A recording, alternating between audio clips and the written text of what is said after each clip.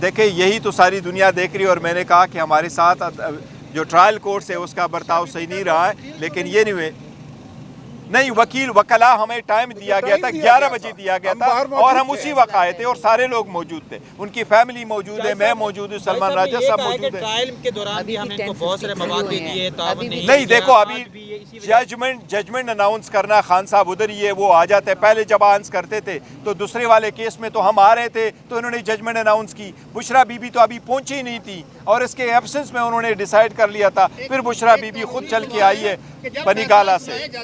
जुबान का होना जरूरी होता है। हाँ ये बताइए, ये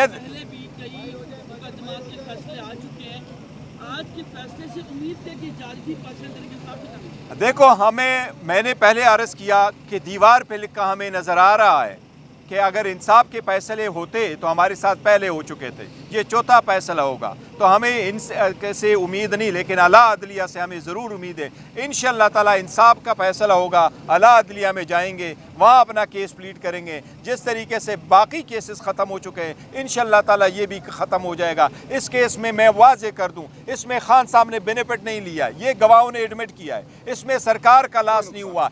आज भी सरकार का कोई केस, कोई एप्लीकेशन पेंडिंग नहीं है कि हमारा कोई लॉस हुआ है उसको आप कर ले। ये तो एक ट्रस्ट ही है खान साहब, ये यूनिवर्सिटी उसकी ज़ाती नहीं है। ये फर्स्ट टाइम है कि आप एक फलाही इदारे के काम के बेस पे न सिर्फ खान साहब को बल्कि उनकी शरीक हयात को भी आप सिर्फ इसलिए सज़ा दे रहे हैं कि आप इसको पॉलिटिकली मनूवर कर रहे हैं। Thank you.